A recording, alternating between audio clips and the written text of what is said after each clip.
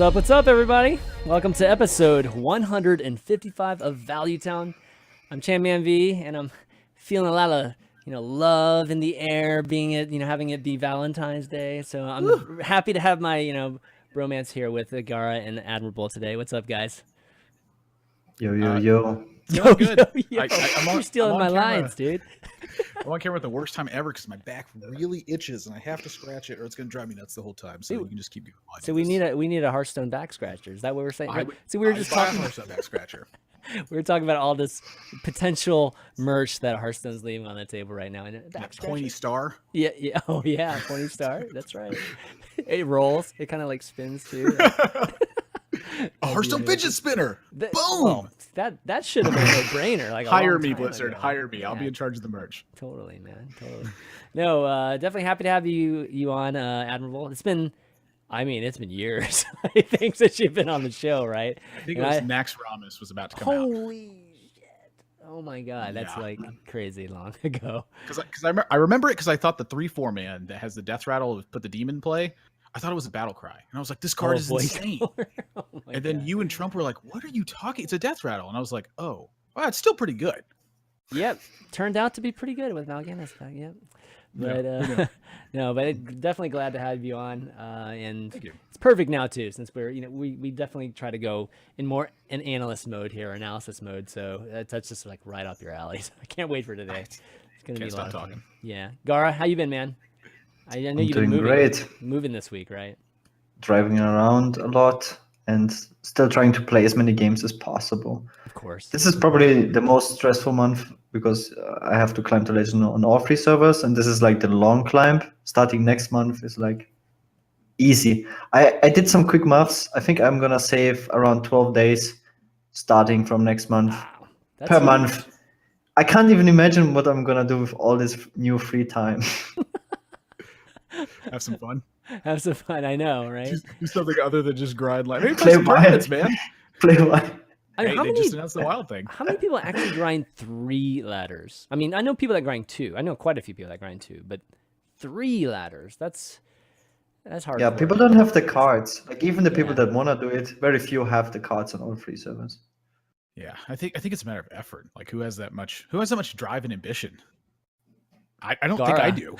Yeah, Gaara, exactly. It takes something to be able to grind out that style of mentality. You got to put a lot of effort into to earn those extra opportunities. It's around 2,000 games per month. Oh, so many. That's a lot. At least. Yeah, at least. Well, before we get started, every month. Before we get started, just want to let you guys know that this episode's sponsored by or brought to you by Six, which is a rental car company you guys might not know about here in the U.S., but they are huge in Europe. They're like literally one of the biggest rental car companies there, and they hope to be the same here in America. So we'll talk a little bit more about that. Also, of course, HS Replay and our patrons, of course, you can go to patreon.com/valuetown if you want to support the show. But yeah, this week, Admirable, like we haven't talked to you in so long, so it'd be great just getting caught up with you. Like, you obviously been cast in the HT circuit for like years now, and obviously got done with Worlds a few weeks back. So what you been up to since Worlds? Since Worlds, I've been relaxing quite a bit. I'm working on looking at my schedule for this year. I'm trying to get everything more in order than it's been. It's been fairly chaotic since I've just kind of been casting by the seat of my pants for a long time now.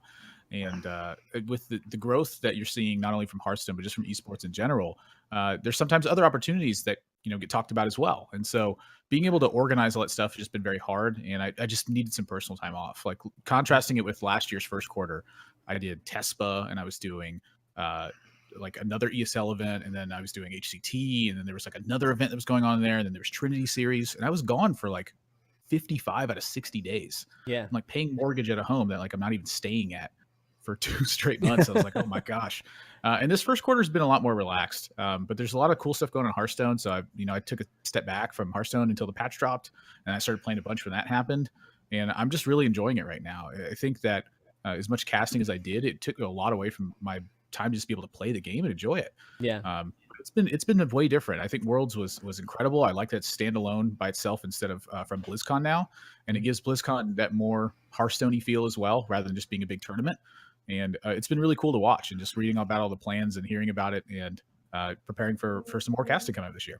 Yeah. Yeah. Well, BlizzCon. Hopefully, they'll add more than they had this year to BlizzCon. I definitely would like to see, some. Maybe they'll have the global games. Not global. Is global? Yeah, global games, right? Maybe the finals there next year. But how much of this year, Admirable, is just you feeling more settled as just a caster? Because you're part of the regular main cast of the HCT casting circuit now, right? I mean, there's like 6 of you guys, maybe even 7 or 8 of you guys now. And, versus last year where, you're still probably feeling like you want to do like every single event, just still, to have that kind of prominence.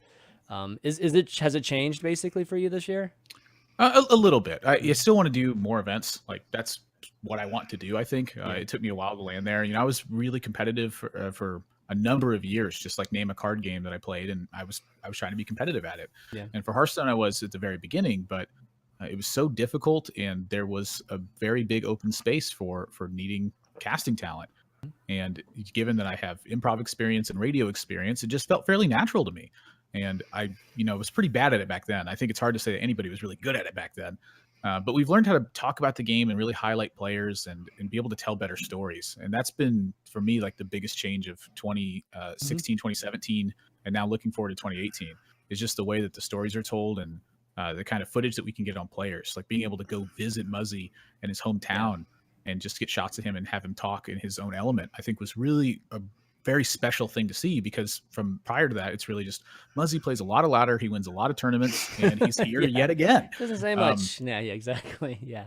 And just really seeing how the evolution of the tournament scene is happening, I think is really cool. There's still a lot of bumps that we're hitting along the way, and I think there's going to be a lot more obstacles, but obstacles aren't barriers. They're just something that you have to get past, and it's a bit tricky to do it.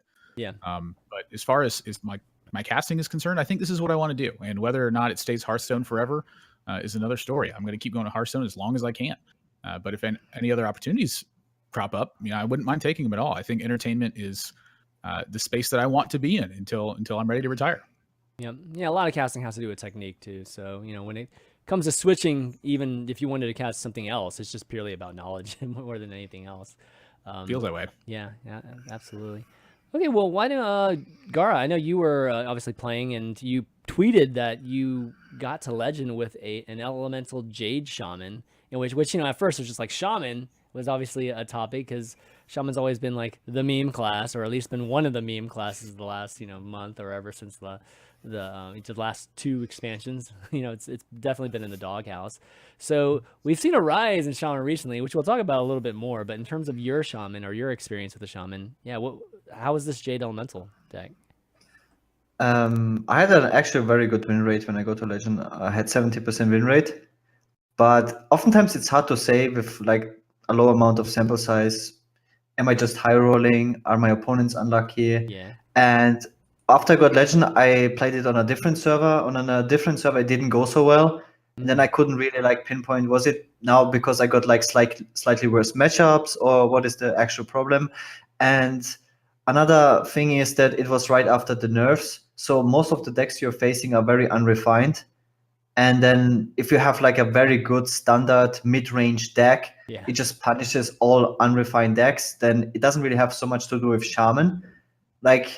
And Shaman, the class is designed in a way that you really rely on RNG in many different ways. With like Sral, for example, you can get so many good outcomes from the hero power and just the battle cry effect.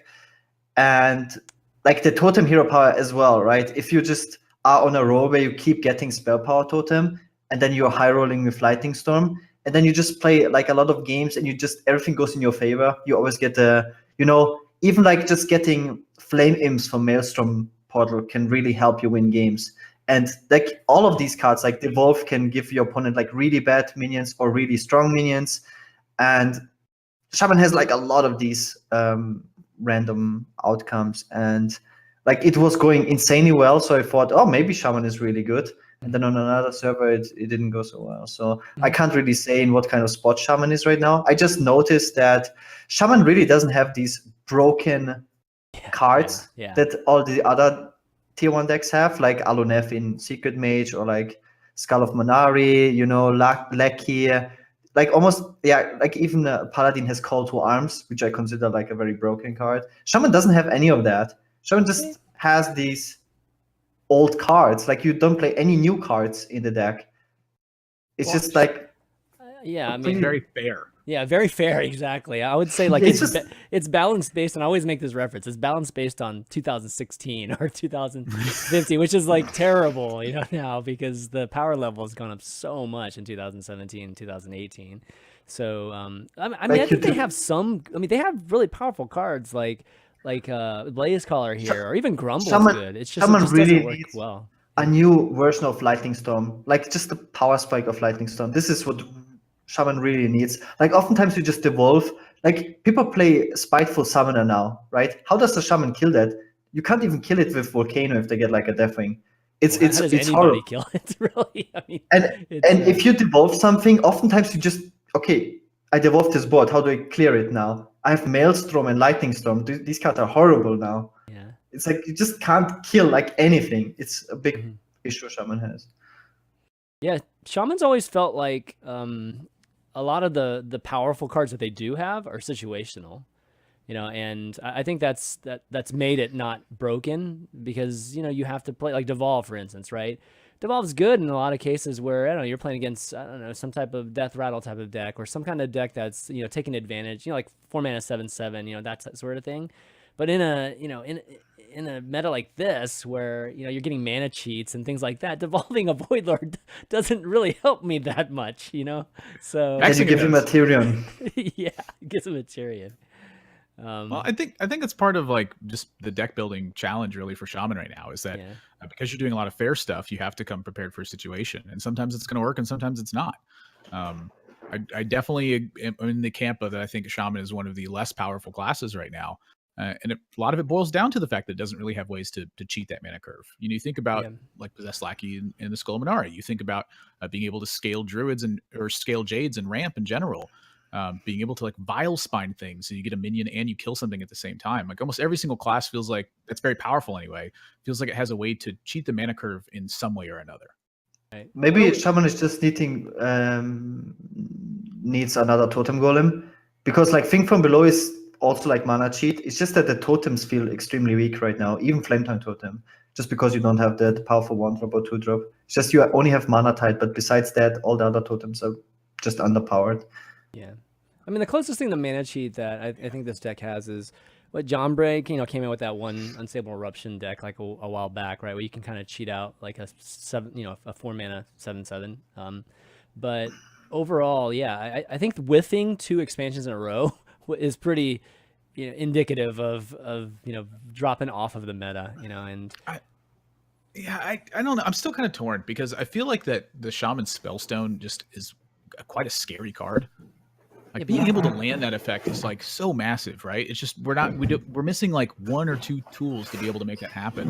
The problem is just the overload. Like you give away so much when you have to overload that I don't really know what solves that issue or what fixes that problem. Yeah, so that Spellstone, that's a great example because that Spellstone has like a double conditional, like it like situational aspect to it. You have to build a deck that has overload, and on top of that, you actually have to have something on the board to copy too. Where it's like if you compare that to say, I don't know, just throw it out the Priest Spellstone. I mean, you just have that stuff die, and then all of a sudden it just comes back. That's like so much easier to pull off, and it has almost equal value. When the thing also the basic effect happens. What was that? I said the basic effect of the Priest Spellstone is also more powerful because it summons 2 minions and the Shaman one only copies 1. Yeah. So yeah, Shaman definitely is on a different power level, even when it comes to being designed. This can change really quick. We were talking about Warlock, a little similar to this situation, maybe an expansion or 2 ago too. It's like, oh my God, Warlock is so far behind, and this is crazy, right? This has historically been one of the few times this has ever happened. And then boom, one expansion literally flips the table on that. Honestly, it was like Blood Reaver Gul'dan felt like is really what fixed that to me. It's like that card is so insane busted. And you compare it to like some of the other Death Knights. Like Shaman's Death Knight is like a snowbally one, right? So if you're going to have that happen, you have to be able to snowball the game. Well, the cards that Shaman has right now are already snowball dedicated cards. So like snowballing it harder, it helps sometimes, but it doesn't really like fix the issue. Yeah. And you actually give up value sometimes with Thrall in the long term. Like eventually you get down to, top deck wars, and Thrall's he's awful in those situations. Yeah. So I think like just the Death Knight had a lot to do with that too. The fact that it was designed as more of a snowball card than it was like a pure value card like Blood River Gul'dan is. Yeah, I mean, you kind of continue on with some like more shaman talk. Even the evolved shaman I think has been doing better. Like in this kind of transitionary phase with the meta, it is maybe to your point, Gaara, about just mid-range decks doing. If you can find one that's actually pretty consistent or has just enough power in that 5 to 6 turn range, then it's going to do well right now. And that evolved shaman is. I think that evolved shaman has really surprised in terms of just how much it's winning lately on the ladder. And I had a Tavern Hero tournament that I hosted this past weekend, and the 2 finalists had shamans in their lineups, and they were playing them because obviously Warlock was getting banned, or one of the other powerful classes were getting banned. So Warlock, yeah, Warlock's pretty much auto banned by everybody. So yeah, I mean, is there something to that too, or do you think if you guys still think it's just transitional? Gaara, you want to take this first? I mean, you're the best shaman in the world, right? Yeah, I don't know. I stand to what I said. I just feel like it's not the strongest deck, right? I just feel like the other classes, it's decent, but for example, Mage, Warlock, Priest, like the strongest versions of those classes are just way more powerful just because they can do busted things. They can just draw 1 card and probably win the game. Right. Kind of like, I draw Skull of Manari, you don't have a weapon removal, I pull out demons, what you gonna do? Just gonna lose. Like, Shaman can beat those if they don't draw these super powerful cards, and if they do, like, what do you do? That's how I feel about Shaman, because Shaman doesn't have their own super powerful busted card. Mm-hmm. Makes sense to me.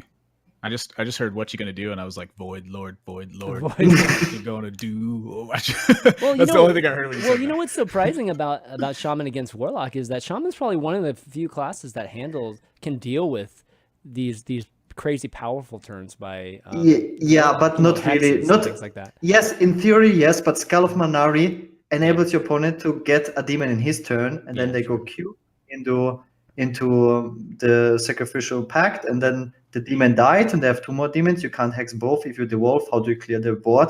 And then they come back with Gul'dan. How do you kill that? Shaman doesn't have a board clear. Gul'dan is the hard one, man. That's like. And then Resolve after Gul'dan? Like, all how the do you Warlock kill has that? to do is just not die. And if they don't die, like their cards just win. Like that's the nature of the Shaman versus the Warlock matchup. You have to actually pressure them and kill them. And I agree with Gaara on this one. It's the reason why I think that it's not the best deck is because it doesn't have one of those engines to it. It's very punishing to unrefined decks, but when your opponent is able to scale into their end game, Shaman just does not compare to it right now. Right.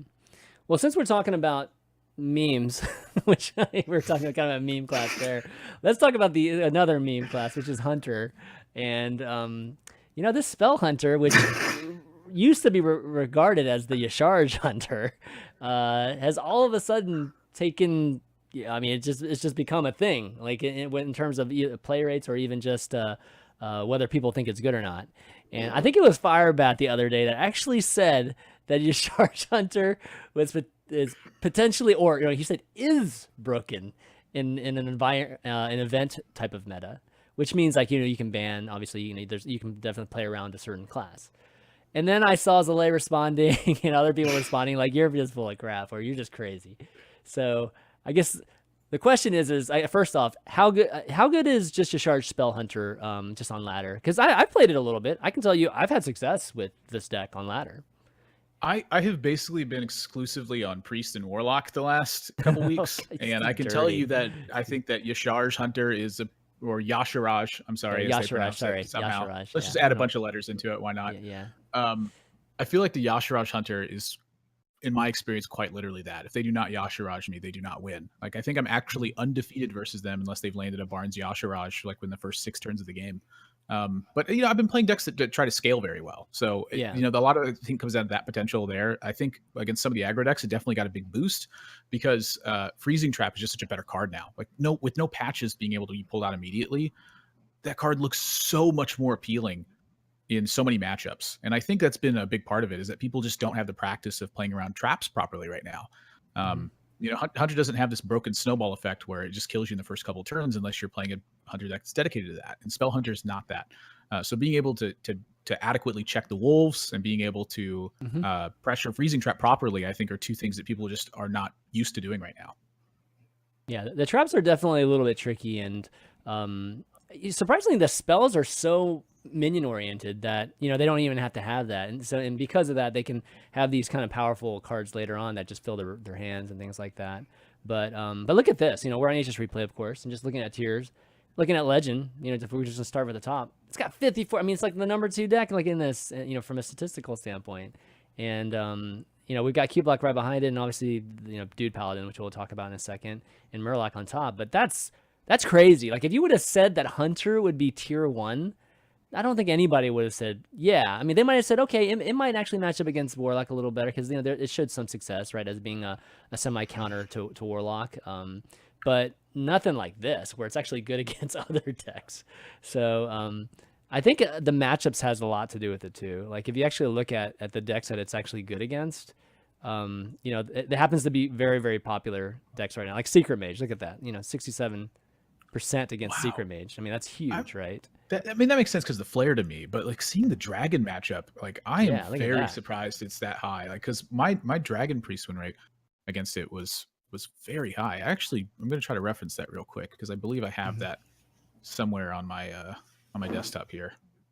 Yeah, you would think it would tempo it down, but I mean, it obviously if Yashiraj comes out, then you still ought to lose. But oh yeah, I mean, you lose that card a lot. There's not really much way to fix it. yeah. I wonder if it's it's more of a tempo type of game. At that point, it's just like a little bit of a race. The Spell Hunter has such a slow start. I think it is kind of surprising. We'd have to really see what the matches were, but Demon Warlock too, right? Demon Warlock has a crazy win percentage against Demon Warlock. Miracle Rogue, that's not as popular, but I'm kind of surprised by the Demon Warlock one too. I mean, I feel like you would just taunt up against that class and just not really do much, right? That seems weird to me. And the Silverhand the Dude Paladin too, but Dude Paladin, there's like Unleash and I know the Spellstone is the main thing. Paladin really can't deal with that. That is like your number 1 win condition. You get 4 3/3s out, and I mean the Spellstone is good against almost all of these classes we're talking about, except for Dragon Priest. Not except Dragon, for Dragon Priest. And not Warlock. Why not? Hellfire? Warlock doesn't run Hellfire like this Demon Warlock, does it? Every Warlock. The aggressive ones don't. Like Zoo doesn't, obviously. That's Demon Warlock. I'm curious if it's classifying Zoo as Demon Warlock instead, because it's so like heavy on the Blood Fury potions and the Demon Fire right now. That matchup seems like pretty good. There was a little. I mean, just to give you a little insight, there was a little bit of a meld of Zoo. We still have Zoo. So if you actually look at like what's trending and things like that, there is still or not trending, but Discover. There is still a Zoo that's showing up. But we're starting to see like this is Zoo right here. But Zoo is starting to cluster into Demon Warlock. So I think Demon Warlock is basically the innovation, just Warlock evolving from what was Zoo and a little bit faster. Yeah. It makes a lot of sense that Spell Hunter would be powerful against that as well, because they're trying to stack onto one big minion. And then you have Hunter's Mark and Freezing Trap, and sometimes you have Deadly Shot, and being able to handle the wolves properly. Like those are cards that I think are big liabilities when you're playing a Demon Warlock deck like that. When suddenly you run into these giant tools that are meant to tackle one giant minion at the same time. So I could see that matchup being quite troublesome. So against that, if you're running into a lot of Zoob, that may be one of the reasons that Spell Hunter is performing so well right now is just partially that. Because my experience against Zoo Warlock has been quite negative. I've been losing to it a lot.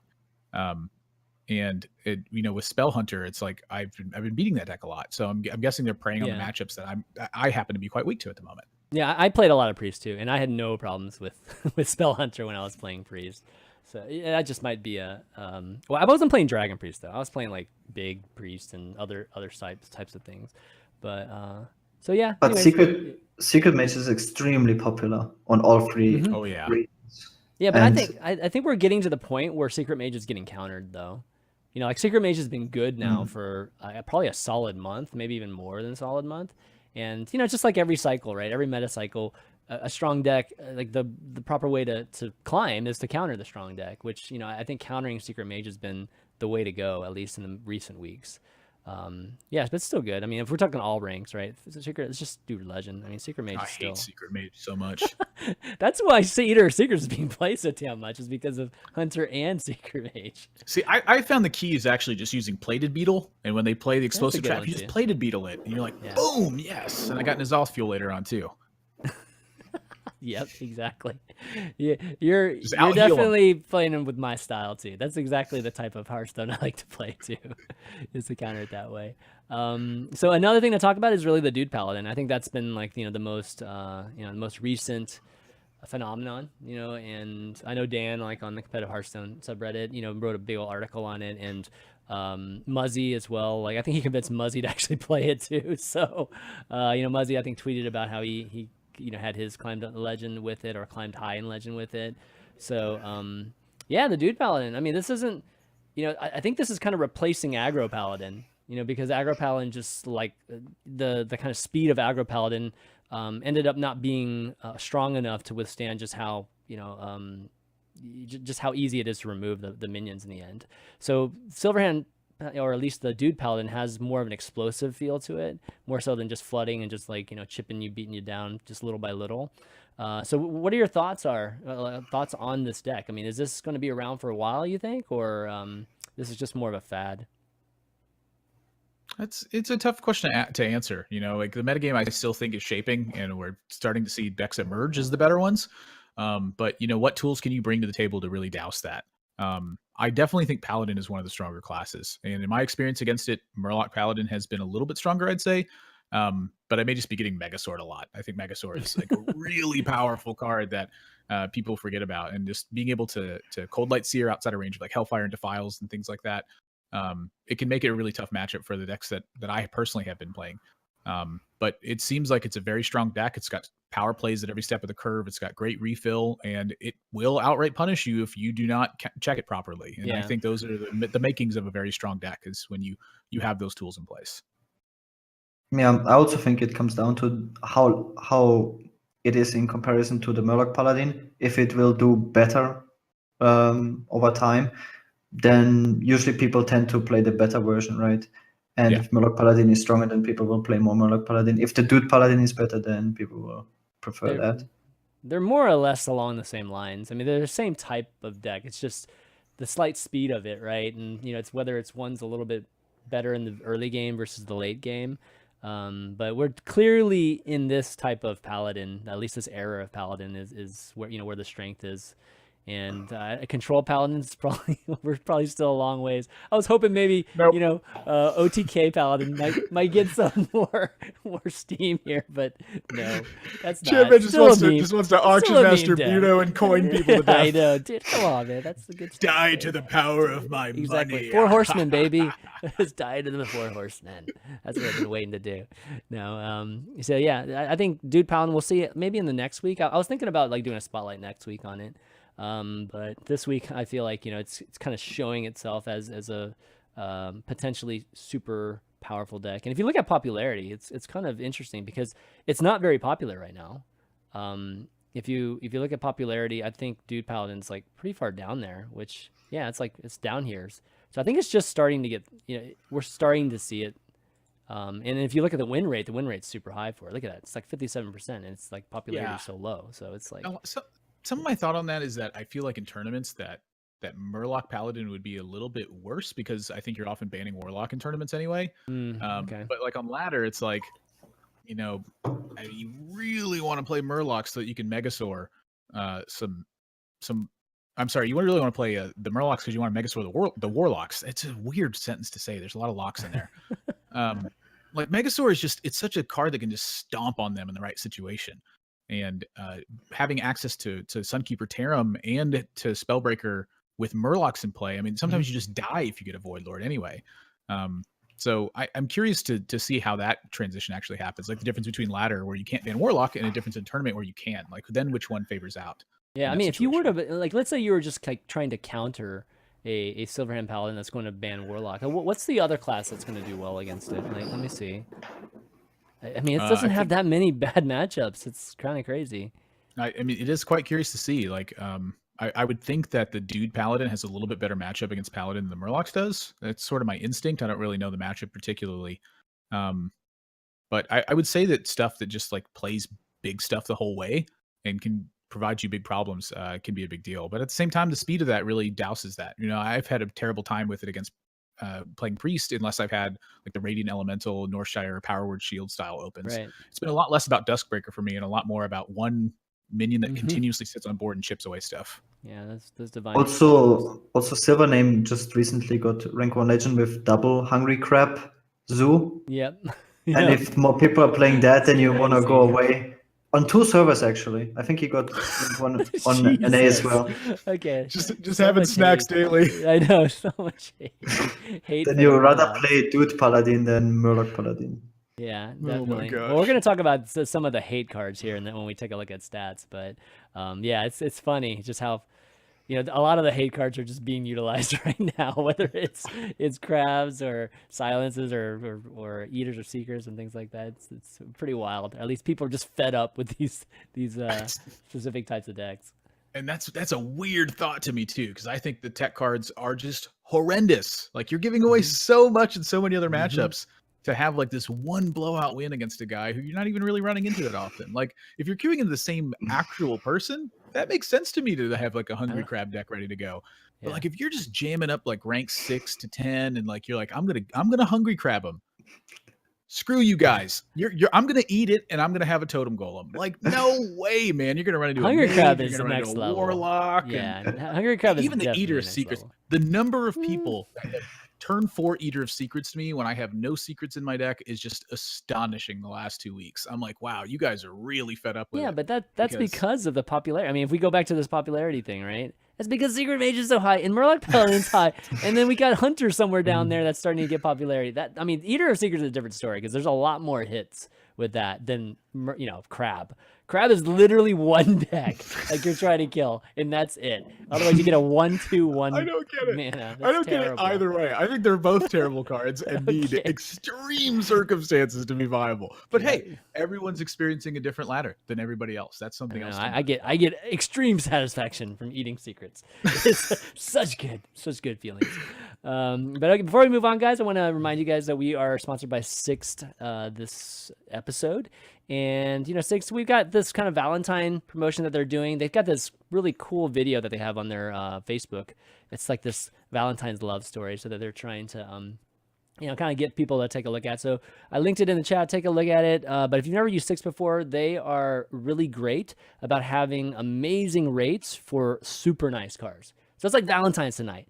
Take out your girlfriend, your wife, husband, boyfriend, or whatever. Go rent an awesome car for a super low rate. And I've used them before too. I mean, my story is always like we went to just California, Yosemite, and all that stuff this past summer, and my wife was like, "Yeah, go look for rental cars, right?" And then I like, okay, cool. I'll go to one of these sites. It's showing me all the rental cars, and then Sixt kind of shows up, and it's like sorted by price, and it's like right at the top, and I'm like, oh, what is this, man? This doesn't seem right. But then, of course, the frugal side of me is like, who cares? It's a rental car. Let's just try it. Let's just do it. And then so I totally did it. I mean, it was literally like half the price. It's great. Service is awesome. It says, is definitely very, very happy with just customer, just everybody at the desk and everything. And nothing that was, to be honest, like nothing too different from, any of the other companies I've used in the past. And, get it for half the price. And get a better car too. Pretty hard to beat, guys. So definitely check out Sixt. And of course, they're sponsoring the show. So, they're just an awesome company. It's like Hungry Crab and the Murlocs every other game. That's right. That's right. All right, let's talk about some stats. So last week, we kind of like tried to pull some stats from the first few hours of the patch, which, we can only get so much, in that particular case. But, now we've had a week to really take a look at just how things have changed. And, what I tried to do is I tried to pull some relative stats. So I pulled basically stats from a month ago, this time of the season, just so we would have the equal sample size. You just had an end of season 2, like where this expansion came out. So wanted to make sure that the samples were pretty similar. And, this is kind of the things that we saw. We were just talking about Eater Secrets, and when we took basically Legend to rank 5, just really how the popularity and win rates changed for, the cards individually. And this is pretty much what we saw. And I kind of put some blue and green stuff just around some things just to highlight. The hate cards that we said, way more popular. We're talking about 11-12% more popular, since the patch. And then same with Spellbreaker too. So that was pretty interesting. Any of these things kind of stand out to you? It's very clear that Corridor Creeper took a huge hit, and Patches, of course. Bone Mirror much less. I think Anduin's down here just purely because Anduin wasn't played in many decks except for, obviously the one or the Raza Priest. But anything stand out to you guys, like in terms of what you see here? Well, I'm still surprised there's so many people playing Corridor Creeper in Patches. Like, only going down by a third. Like, oh my gosh, I've just disenchanted him at this point. Like, I don't even have him anymore. Me too, yeah. Yeah, I think sometimes it takes some time, like maybe some people just don't have cards either, so they still play it. It's not terrible. They didn't read the patch notes and they see it's a 2/5. Like, wait, what? This was still it's still free. I mean, potentially, it's still free and it's a 2/5. How is Raza not on there? Isn't Raza like minus 100% or something? It was actually more than minus 100% was the problem. Yeah. So well, Raza way to put it on the chart. Yeah, Raza. Nobody plays that card anymore. That's for sure. Yeah, well, that might have been what it was. It just literally didn't show up. Yeah, it's not being played. Period. It's 1600 dust. Let's go. Mine was the first hour. 1600 dust. Let's go. Yeah, that's really a good point. I don't know. I don't know why Raza didn't show up here. We might have to take a look at that again. But everyone still plays Raza. That's why. Yeah. I'm quite surprised that Bone Mare is just really not that good anymore. Like, I've run into it a couple times and I played a little bit myself. And man, 8 mana is a world of difference. Like, when your opponent gets their 7 mana turn to handle stuff, it just unlocks so many more opportunities for basically every single deck to get ahead of you. Like looking at Big Priest, for instance, it's a turn they Psychic Scream or they play a Spellstone. Against Rogue, for instance, a lot of times it's a turn they Gadget an Auctioneer. Now at this stage against Paladin, like, you're probably pretty tough to land a Bone Mare against a deck that's just going really wide and having the threat of tear him turn after turn after turn from there. Like, you have to do so much more to check the board. And that card moving from 7 to 8 mana makes it compete with Lich King, and you have to look at your deck and go, do I want Lich King or do I want Bone Mare? Do I maybe want both? And that's a way different card when you're not going Bone Mare into Lich King to force that removal from your opponent, force a response from them, and then follow up with a big value card. Right. That card took quite a big hit on just a 1 mana move. It reminds me a lot of the way that Spreading Plague worked. Yeah. Oh, well, I mean, of course it's going to take a hit. I don't even think it's taken that big of a hit. We'll see. That Bone Mare could go up, over time, especially with the expansion coming out. If we can fill in that kind of 6 and 7 gap in more classes, then Bone Mare might have just a place, right? But right now, just having to have that open turn on 7, I mean, that's much harder. 7's always been a tough place in Hearthstone. Like, if you had a class that has a great 7 drop, that generally was going to be a powerful deck, or you're going to actually get a lot of play in it. So we used to all have one. Oh, well, yeah, but now I'm talking class cards. So I'm not talking about yeah, exactly.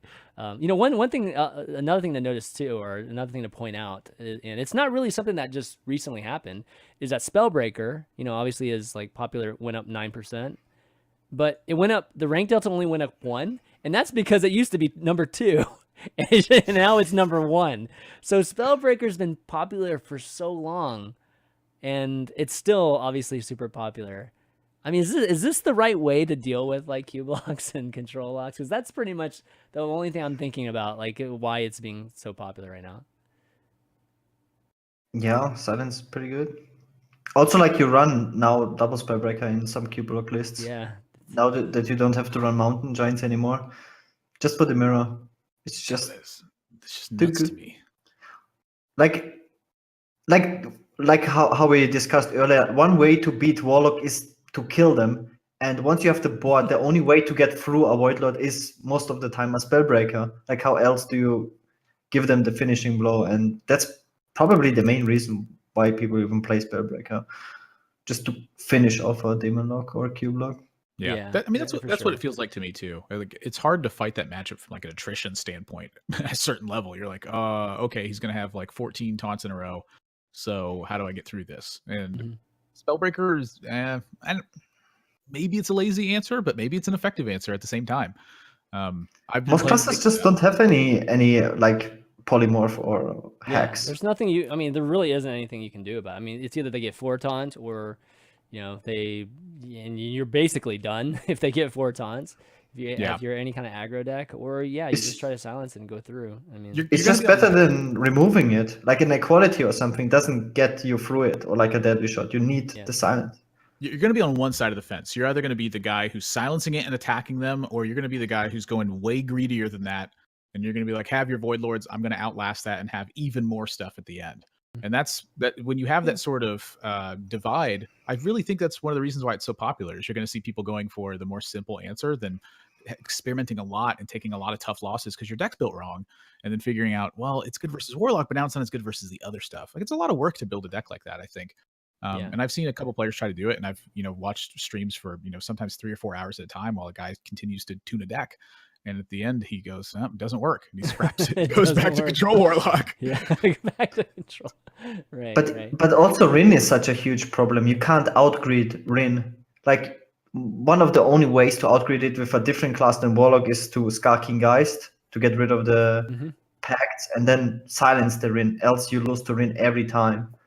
It's such a frustrating card to play against. I love Rin. I do too. Think Rin is Rin. It's a big mana sink, and like having the opportunity to like pressure your opponent while they're trying to go for it, oftentimes put you in a situation where you're like, well, can I get trapped by a different outcome here, or should I just let him commit to this and slowly build the pressure and try to kill him? I feel like it adds a really interesting deck building dynamic to it, where if you expect to face Rin quite often, you should have some sort of pressure plan in mind, or you should be packing away to fight adequately against Rin. Because one of the biggest problems I've had is when I play Rin, they prince it or they faceless it, and I'm like, oh my gosh, I didn't think about that. Operative it. Yeah, because like sometimes I play it and I'm like, if they silence this, it's not a big deal. I have pressure to follow this up, and then they just copy it. And I'm like, game just got weird. All right, let's figure this out. No, definitely. And the thing about Rin for me is that I just like different types of win conditions, and we don't have that much variety, in Hearthstone. So when we can actually, have a card like this, and you have to be really careful with it, like you can't just make it crazy powerful because then it just becomes stupid. But I think right now where Rin's at, it's great. I'm waiting for the day where, Rin is something, especially in tournament play, where we might have been able to see it. Just the scenario just never came up really at Worlds or anything like that. Is where you have Rin and you're just like trying to rush down, like to get, just to like burn your opponent's deck, because that's literally their win condition is like in their deck, right? And you're trying to play this like different way. Like Rin normally is just a way to extend the game to like, the longest it can possibly be and win that kind of greedy game. But Rin becoming like a win condition, in the first 10, 11 turns is actually really intriguing to me too. So it's like the classic StarCraft battle where you're trying to wall off the ramp before the exactly. get in. You're like, how much time do I have? Can I block it off? Exactly. Repair the supply depot. Yeah, exactly. So I don't know. It's kind of good. It can be very toxic if it's not, like done correctly. But right now, I don't think it's too bad. Like I think a lot of Rin decks just lose. That to me is going to be the trouble with any alternate win condition style of card, is that if it happens too often, it's not exciting anymore. Like the fact that Rin happens so rarely, from a realistic standpoint, like how many games do you get Rinned out? Like 1 out of like 10,000 maybe. And I think that's even being liberal with the estimate. If you have it happen instead, like 1 out of every 20 games, it's like, now it's just really ugly and not exciting anymore because I just die to this thing I can't stop sometimes. So I think I'm satisfied with where that card's at right now. It's a big mana sink and it's quite a weak card in a lot of matchups. Gar, you run into it a lot? Like you in tournaments, especially.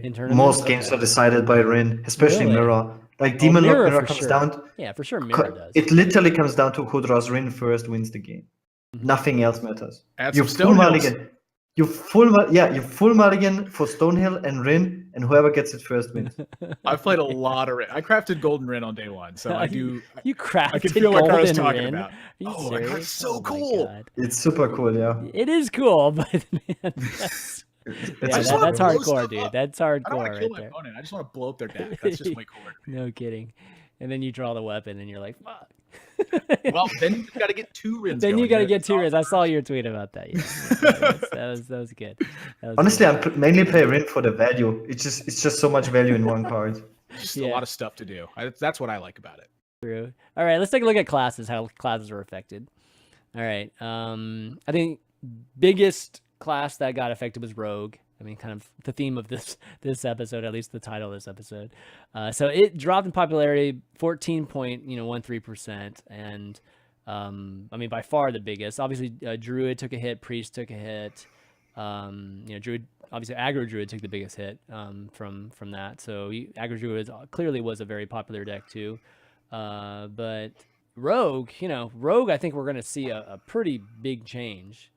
In the coming future, and we're kind of seeing it in the mist right now. Like we saw this Tempo Rogue obviously being one of the dominant decks, and then we saw this little window where Kingsbane Rogue was getting played, and it was like an interesting discussion, and a lot of pros were like, "Oh man, I didn't realize this deck was so cool," So a lot of it was kind of rising a little bit in popularity, and then it's pretty much been shut down since the nerfs came out. Man, it's exactly right. What do you do to them?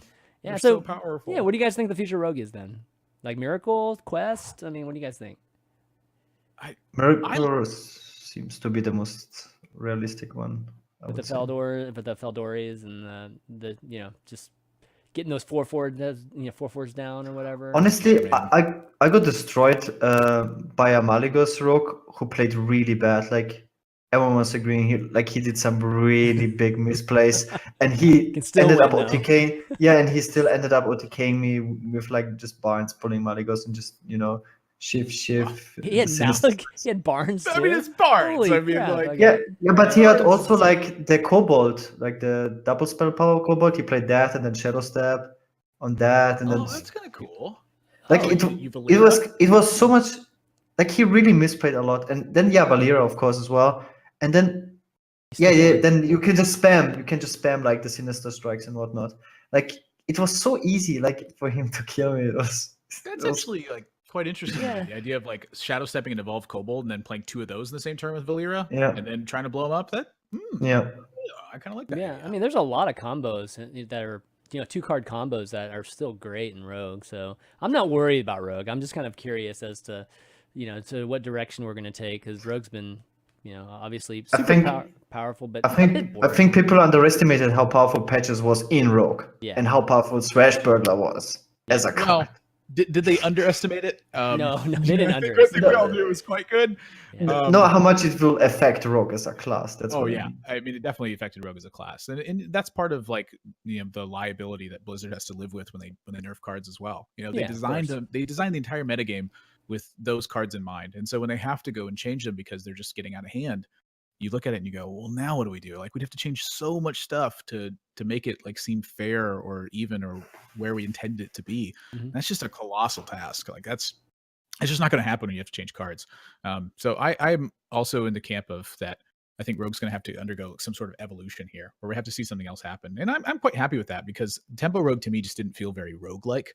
It was just like play stuff and hit them. And I'm like, oh, your cards say combo, but like, what do they just kill stuff and attack more? Like, not for me. I don't really know how you design Rogue as a class for Hearthstone, honestly. Like, how do you capture that feeling, and what do you want it to do, and what is it supposed to do? Like, I definitely don't want it to be Gadget Zan Auctioneer, best deals anywhere for the next 4 years.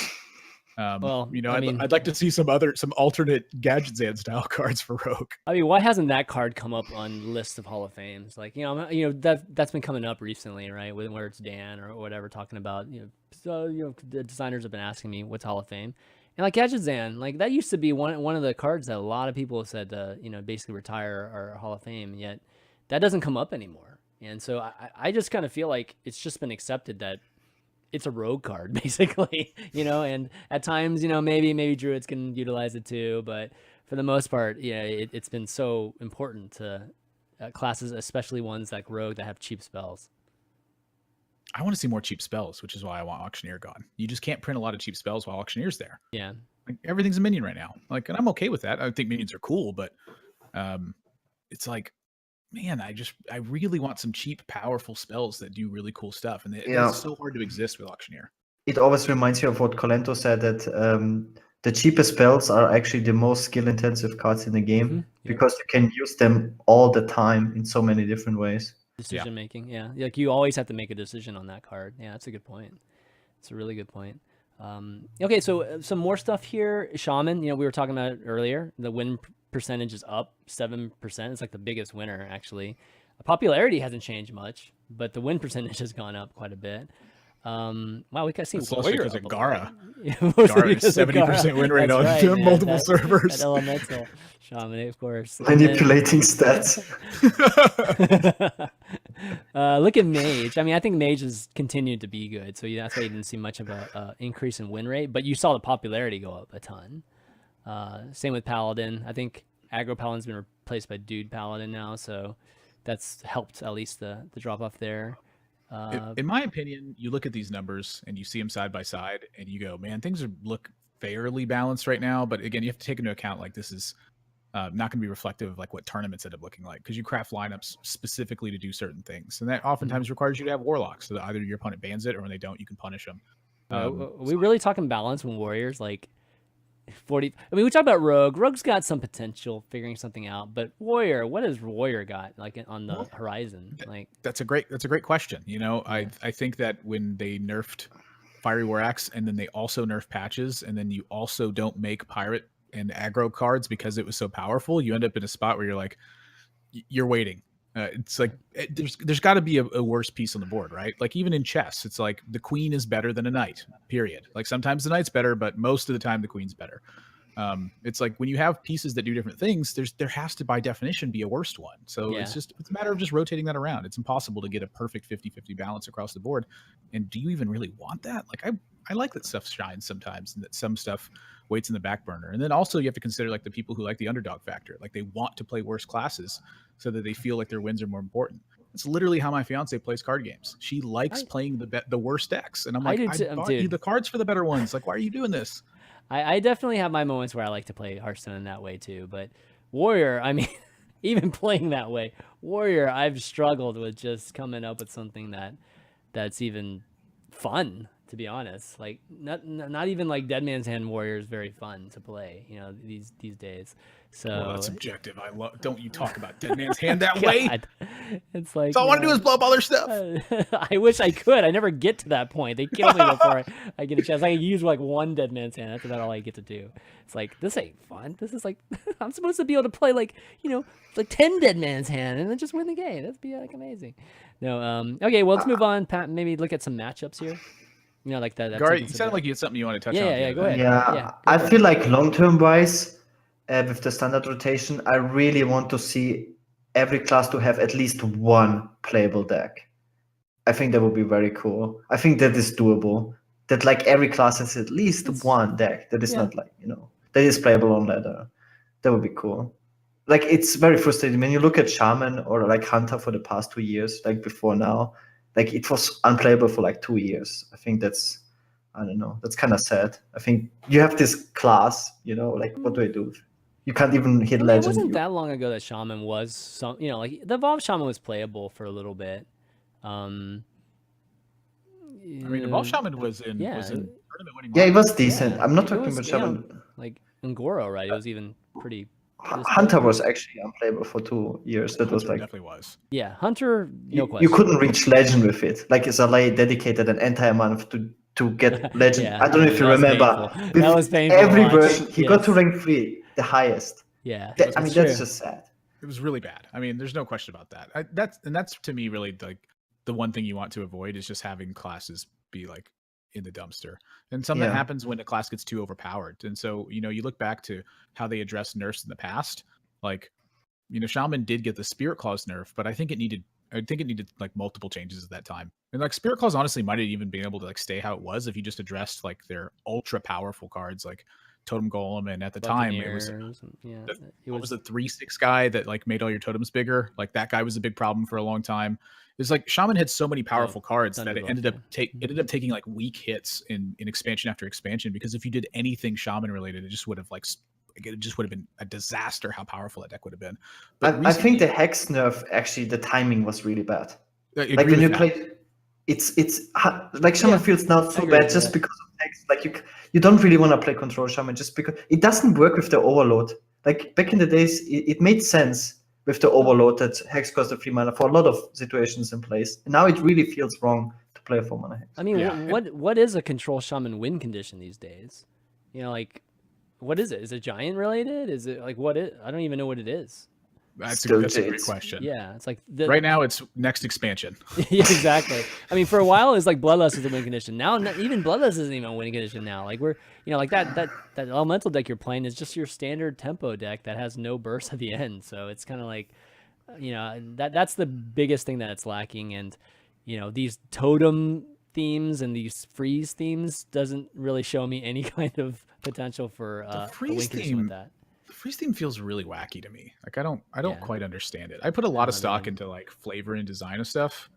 Yeah. And I'm like, I saw the freeze guys and I was like, well, am I Like how missing much does it something? even need to get to be remotely playable? Like how many freeze cards? Like in theory. How do you even do that? Like your opponents are trying to like Leroy and bone marry That's what you, I'm and you're like saying. trying It's to like- freeze stuff. Well, like I mean, the freeze things are Shut great up. if we actually had a win condition for a control shot. We don't even have a win condition, so it's like, okay, I can freeze you guys, and then you just kill me like in the end because I have no way of winning. I'm just like, yeah. I feel like that 1/3 weapon that blows up the freeze minion when you hit it. Like God, I feel like that should make you immune when you attack. Like the Yeah, minions yeah. frozen. Yeah. How does it get you back? Like I know. And Shaman gets one at 1 mana.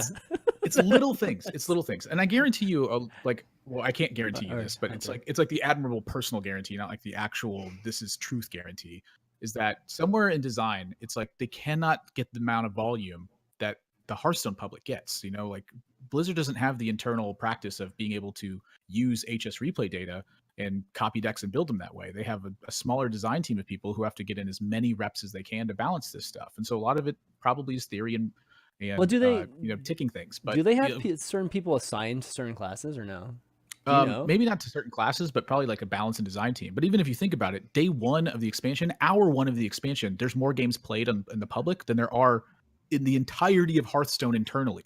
Like in the first hour of release, like millions of games are getting played, and internally, like how could you ever get millions of games? You'd have to have like 100,000 employees to be able to do that. Yeah, but still, I mean, all right. What You're gonna miss some. part of Freeze told them that was going to match up against Q Block and think, you know what I mean? Like that there's such a huge... Q Block a deck they landed on. It took us like a good 3 weeks as the public whole of millions and millions and millions of games with the data being tracked. Like those decks, they creep up, and while they may have been intended design, maybe they don't reach that way inside. When we visited the headquarters and we were talking like with Broad and stuff, they said they're usually focusing on the combos. Like they're playtesting a lot with Maligos, like mostly Maligos, just to avoid that anything is possible with that to OTK someone. Yeah, but when you cheat mana, I mean, that's going to be super strong. I mean, we've talked about cheating mana for a long time, even in terms of ramp and rate. Now we're talking about a theme, an actual expansion theme being cheat mana, and when one class doesn't get that, then there's going to be a huge issue. We're talking like 4 mana 7/7 means back in the day. But at least you had 3 overload. Nowadays, you're getting 4 mana 7/7-ish type of power for nothing. I mean, like literally no huge, like big penalty or at all. It's because the spells are too weak. Like for example, Priest got Psychic Scream as a removal, which is the best board clear in the game. Yeah. And the other classes didn't. It's like, what do you do? What does a Shaman do? Mage got some, but yeah. Psychic Scream is like, I just read it and I'm like, it is, but why? And that was at a time where Raza's Priest was the best deck in the game, and then they get better than Psychic Twisting Scream, Nether. and then they get Psychic Scream. It makes Like no it's sense. better than Twisting Nether, and it's cheaper than it. Like so Psychic Scream, like I think in a vacuum is it's just insane, ridiculous, and we did see it. We did see some of the the power of it when Razaka's Priest was super powerful. But now, in more of like a tempo-based priest, that card doesn't have a play. Like that we don't play that card in Spiteful Summoner Priest, and we don't play that card in like Dragon, right? So Doesn't stop the fact that it's potentially broken. You know? I'm playing it in Dragon. You're playing it in Dragon, really? I Okay. actually don't have Dragonfire Potion, and I do have Psychic Scream. What? That's okay. That's it's been crazy. Insane. That's card okay. I don't think bonkers. that makes sense. But man, you just stick a bunch of Voidwalkers and stuff in their deck, and you're like, have fun. Your next few draws are going to be really great, top-notch draws with those kobolds and mistresses and Voidwalkers that you got from that Void Lord. All right. By the way, here's my Duskbreaker. Yeah. All right. Well, let's see. Why don't we talk a little bit about some news? Kind of move on from talking about stats, but we've got some news, in terms of Tempo Storm too. So, I mean, it's something like I kind of knew about. So I wasn't actually sure if the news was already out or not. But then I saw the actual official announcement. So Amnesiac and Chakki are joining Tempo Storm. Amnesiac as a player, Chakki as a coach. So, that kind of completes, this, I don't know, this kind of 3-man team, I guess, of a Tempo Storm that's going to be competing, I guess, for HTT with Amnesiac and, I guess with Saiyan and Muzzy, and then Chakki coaching them. This is basically a play group that's always, collaborating together anyways. So it made sense that they would, kind of join the same team. Thoughts on, I mean, Gaara, you're obviously associated with Tempo Storm too. So, thoughts on just these guys joining the team, and what do you think of maybe them as a team for HCT? I mean, they're all really good players. I think everyone knows that. Yeah. It's like if you're following HCT, I mean, it's impossible to not have heard about them. It's kind of like yeah. I mean, especially Muzzy is like, he was underrated for many years. I feel like the pro community knew him, but he was still very underrated. Like all these players that are very good and don't have a big win from, like, I don't know, didn't win DreamHacks or whatever, they go unnoticed and are underrated for so long. It's crazy. It's kind of like Crane, the same. It's like there's many players like that, and Muzzy is like definitely one of the best in the world. And 2017 was huge for Muzzy. Like Muzzy finished like number 1 on ladder, I don't know how many times in 2016 and 15, but 2017 is where he actually finally got win, like the huge win, the breakout win, at HCT. And so he's definitely past that point. I mean, it's the same Muzzy, really. Like I never thought he really choked or anything like that. Like that was the whole big thing that caused by casters or not, about having a stigma about just not doing well at these tournaments. But he's kind of gotten over that. Obviously, much more popular now. I'm sure his stream is more popular now too. Admirable. I guess your thoughts. Well, to me, this is like one of the first big steps I think it's been taken with Hearthstone teams in quite a while, where teams, they don't hire coaches because a lot of them, they see it as like impractical. It's like, well, how does a coach help you in Hearthstone? If you're that good, could you do it? And the answer to that sometimes is yes, but sometimes coaches have different angles where they help you prepare lineups, or they help you figure out what the actual best decks are. And then the player's focus can be pure execution. Like their job is to learn the matchups and how those actually function. And the coach's job is to help figure out what the actual best win rate on a lineup is going to be. There's a ton of work that goes into figuring out that sort of stuff. And I've seen Chakki do it firsthand. He is brilliant at it, and he really takes into account just about every factor that you can imagine when helping prepare people for lineups. Like, I'm not sure if I'm supposed to say this, but he helped a lot with like Osaka and Orange when they had their tournament in China. He helped them build what their lineup was and what their strategy was going into it. Those guys' focus of the job was to execute in the particular matchups. I think that's a really important role for someone to have, because it takes a lot of stress off the player of figuring out what lineup do I want to play. And you have somebody who's there to help guide you and say, I think these are the lineups that you should consider the most, and here's the one that I think is the best. And so you take that stress away from having to build a lineup and prepare for a tournament. Instead, you focus purely on the execution aspect. Yeah, I think a lot of people underestimate how much time you have to invest in finishing a high ladder, for example, for HCT. Like like if you have to ladder every single day for 10 hours, and that is without playing tournaments, you don't have time oftentimes to do spreadsheets and, analyze matchups and whatnot, find new decks. That's also like a lot of work, like scout what are other people playing. And in an optimal world, you have someone else doing that for you, and then you have the absolute optimal preparation for tournaments, and you can focus on playtesting and just playing well. And And, you know, like as a team, you know, picking up a coach, you know, coach isn't necessarily someone you have to send out to all the events either, you know? So I would say that even having a coach, not only, I don't know what salary coaches normally make, but even just from an expense standpoint, I don't even think it would be that expensive to have a coach. So it makes you wonder, yeah, why don't more teams have one? You know, because it totally makes sense. And, you know, Chakki in particular, you know, he's totally a numbers guy too, you know, like making spreadsheets, analytics, crunching numbers. And, you know, he's proven even as a player that he has a, you know, immense understanding of this game. And like you said, he's probably been a big part of a lot of success for a lot of other big name players right now. So, you know, it fits really well. Chakki, I think, has been kind of finding that spot for him himself, I think, in the community. And I think this is like a perfect one for him. I also think it's just important with the timing of the new team-based stuff for HCT as well, where the top teams are going to be getting extra earnings for placing as a top team. And Tempo Storm clearly has a focus on getting as much of an edge as they possibly can. And that puts everyone else on notice. If you don't have top players and you don't have a coach who can work with those guys, how are you going to take first place? If they're the team out there that cares the most about it and they're putting in the most work, I would have to say that they are the favorite to take first place in the team standings. Yeah, there's still a lot of good players, you know, like they're available. I think that 2018 is, you know, a very opportunistic year for any teams that, you know, really want to try to get into HCT early. You know, this is the year to do it, guys, because I think when 2019 comes out, we're going to see the team aspect of HCT be upgraded, and it's just going to be like a no-brainer that teams and organizations should get back into Hearthstone, you know, from that standpoint. And then you'll, you know, be left with definitely much smaller player pool to pick from. Right now, we've got some of the best players in the world still looking for teams, you know, and, you know, if you're listening, you should probably think about that too. It's because Hearthstone seems to be heading in that direction.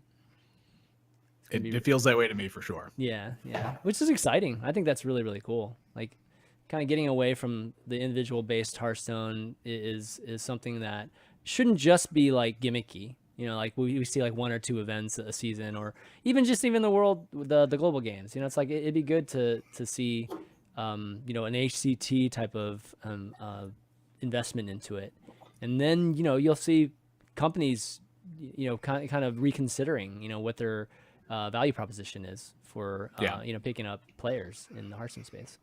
It's like a big difference between something being important and something being a highlight. Yeah, exactly. Okay, well, that's, I mean, any other bit of news that we might have missed? I don't think so, right? It's been a pretty quiet week other than that. You know, they announced, right before the show, they announced the Wild tournament is coming back. Right. Oh, I didn't see that. Okay. Yeah. So, that's cool. It's coming back. I was wondering when they're going to do another one. I mean, the first one was so successful, right? And then they didn't do another one.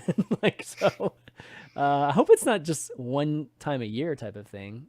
Okay, where is it? I didn't see it. What I really like is they're doing now multiple open qualifiers for it, instead of you have to finish like top 100 legend or something in Wild. So pretty much everyone who has the collection can participate in it. And I think it's much better than previous year. I like that system better of the open qualifiers because it alleviates a lot of the time pressure for professionals out there who want to try their hand at it as well. You know, if you have to finish Legend on multiple servers to try to get your best finish possible, and then also finish Legend in Wild, like that's just, where do you have time for that? There's not enough hours in the day. So I like the open tournament system for qualifiers on these styles of events, and I think that this is something I'd personally would like to see a lot more of. Okay, so sign up and compete in your region's open qualifiers February 18th. And the qualifiers will take place, I guess the deadline is February 18th, and then the qualifiers take place the 22nd through the 25th, and then March 1st through 4th. Okay, there will be 128 player Swiss brackets per region per week, with best of 3 matches in conquest. That's cool. That's definitely great. And then top 16, 8 from each bracket will duke it out in the single elimination playoff to determine who moves on to the regional playoffs. Okay, so yeah, there's it's open deck lists. Oh, is it? Yeah. Oh. That's kind of cool too. I kind of like the open deck list thing. I'm not sure yet what to think about it. If that's I'm always better. torn. Like there's benefits and consequences to both sides. I like having I mean, the main reason why I like it is just because it's different too. Like we definitely have just our you know, normal kind of everybody knows the decks in other. It's also It's also just definitely more fair until we get in-client support for it as well. Yeah. Like, it's very difficult to check something like that if you don't have in-client support, unless the deck lists are open. Wait, so 8 finalists for the okay. So first is wait, $8,000? Is that it? Really? I thought the prize for last year's was much more than that. I think I don't know what last year's was. I mean, my instinct would have been that it was a 25K prize pool. Really? Oh, I thought it was more than that for some reason. It's not bad for going through one bracket and then one more bracket, right? Yeah, I guess not. Yeah. I mean, it's just open. Like, you don't have, like, the way you qualify for this is you It's queue up single Hearthstone and you play. too. So it's I wonder how many people will actually participate in that. Like when I checked lot. earlier I in the think a lot. registration, You don't think so? not so many people signed up. Oh, you can where's actually registration? no. Let's see. Where is it? Right here. Yeah, let me see. ChanMan's going to register. Wild champion ChanMan Heck coming yeah, in right now. dude. I wonder how many people actually have like now a full wild collection, you know? All right. Battlefy. Yeah, it's Battlefy. Where do you see participants? Here we go. Okay. Oh my god. Asia is the place to go, guys. Let's Gaara, get on that, dude. Get all over that, man. Do you have to have residents in that region to 7 register? players. Oh my Do you god. have to have residency I don't know. to That's a good question. Because think about time zone Holy. difference right now. Like right here, it's 2 in the afternoon. In Asia, what time does that make it? They're probably just not awake right now. Yeah, I guess it literally did just get. Yeah, it's 6 a.m. I think. Yeah. Yeah. Sure. So those 7 guys, they're the grinders who are out there playing right now, and they go, They're like, hot dog. I've got They're like, I've shut got registration. That's Tom. Close That's registration now, guys. I've got Fugit and Stalag. All right, I'm gonna sign up for this right now. And in the morning, everyone's gonna log in and go, "Buy to disenchant my Lotheb." Oh man, let's see. I don't even know what the I've best seen 3 classes are in Wild. I'm gonna guess that Priest is pretty up there, and I'm gonna guess that Warlock is pretty up there. That's just Yeah, those are pretty wild guesses there. I don't think I see anything about having to be in the. I don't know. We'll have to see the rules for it, but I don't know. Potentially, you could. I mean, Gaara, you're one of the people that can choose between whichever ones you want to play in. Probably. Nah, not. I think I can only play on Europe. Okay. Well, 118. Because of That's a lot of people, residency. right? I mean, we have 128 person bracket. I mean, right? So if this was a standard tournament, it would already be like 500 on the waiting list. Just in comparison, I think. which, Oh. if you want to know why the prize pool is 25K, that's probably the reason. I mean, 25K Yeah. is still nothing to scoff at, man. It's still no, it's not. $25,000. It's not. for I'm Hearthstone, man. just spoiled from. I mean, if this is the Standard. only Wild tournament for the entire Yeah. Yeah, this I'm is the only inverse one. spoiled Yeah. from all the other card games I've played, where we're like $50 to first. Yes. Let me just look how much the 2017 Wild tournament was. I feel like it was more. Gar, you remember those days? Yeah. It's like first prize was like some Dude, booster packs. what? Yeah, just booster packs. What? $50? Yeah, I What? remember the days. Store credit, store credit. Store credit. Oh my god. And you had to play against really good players to get Oh my it. god, they were so good. Those guys just I don't understand how they were so good for that. Because I was like, Yeah, I was like, crazy man, for packs, man. That's what it's all about. Pack crazy. Okay, I don't know how much it was. If somebody in the chat knows how much the last Wild term was, yeah, definitely let us know. Control is gonna win this one. Control's you think so? He almost I won think the Chakki's last gonna one. win I it. mean, he's definitely. Oh, you got second, right? Yeah, he almost won the previous one. He is one of the best control Wild players, that's for sure. All right, why don't we take some time to give some thanks to our patrons who support the show, always the rock and foundation of the reason we're able to even do the show. So big shout out to our legendary producers Mike T and GoTricks 2, and then a few others: Gary D, Bryce L, David C, Alex F, Bruce W, Michael O, Graham S, Anthony L, N Burst, Gabriel G, and Joel A. Lots more. We're gonna get to you probably eventually, so don't worry. We'll eventually, if you're supporting the show, we will read your name as a supporter, and we just want to give you guys thanks for doing that. And you can go to patreon.com/valuetown and support us. You can throw in $1, kind of episode. It really helps out, guys, in terms of paying for any expenses that we have for this show and just keeping us doing it.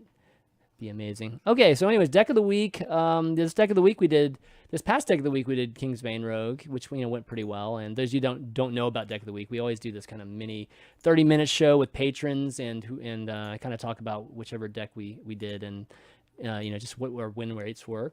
I figured we'd do Dude Paladin this week, given that it's kind of the hot topic right now. And you're probably going to win a lot, too, with it. That always helps. It's always a little bit more fun when you can win with a deck instead of just, like, Oh, that was a fun loss. as opposed to losing. Yeah. yeah.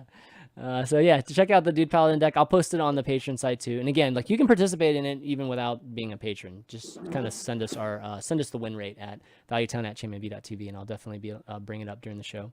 All right, Q&A. We got some questions from the fans and patrons. John H asks, "Do you think it would be good for the game to change all the standard set class legends each rotation? Like Archmage Antonidas can go to the Hall of Fame for a cycle and then be replaced with Ronin." Ooh, that's not a good an example. An example Not is a what he's good providing. one. How are you going to judge him? You just said you like to play bad decks. I like to play bad Ronin's the decks, but perfect card Ronin's for you. given me nightmares in the past because it just never works out for me when I use Ronin. So rotating out class legendaries. What do you guys think?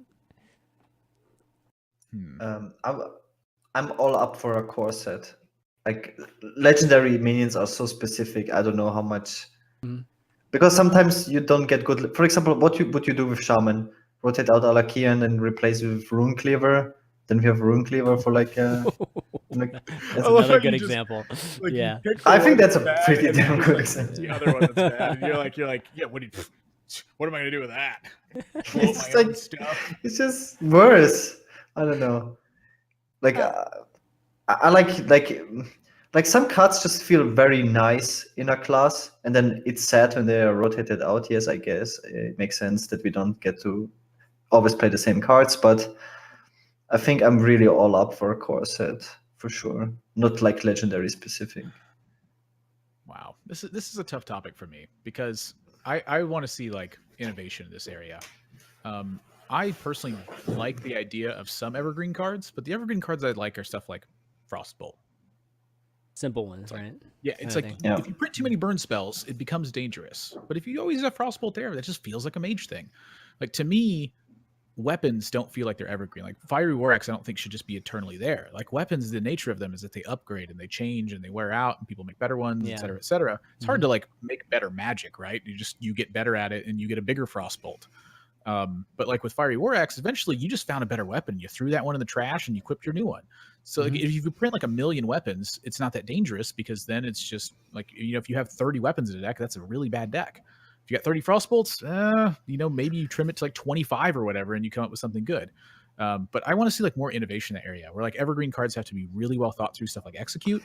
And like Archmage Antonidas, that doesn't feel like it should just be eternally in the game. Like again, going back to the auctioneer thing, how many times can you get auctioneered or Jiraxxed and it still feels special is sort of my opinion. So I would like to see that rotate around a little bit. And like, for me, the one I really, really wish was there was like a legendary card. So like picture just the legendary card, right? And then depending on what class you put it in, it was a different class legendary. So that way it's like everyone's first legendary, and then you can rotate that from year to year. Like you get to keep owning it, and it's different in all 9 decks. Yeah, I mean, you could do something like that. So I'll kind of play devil's advocate here, and there's something about the class legendaries, especially the ones in the classic set, or just in the the base set, that is very iconic to the classes. Like we know like Antonidas, for instance. I mean, that's a big part of just the mage class, I would say, at this part. Historically, and even just like how we think of the class. I mean, we have other ones too. I mean, there's definitely some that are stronger than others. Like Grom, right, with Warrior. I mean, we haven't played Grom Like much. King Crush. Not Boom. King Crush, okay? King Crush hasn't been good since like the very beginning of the day.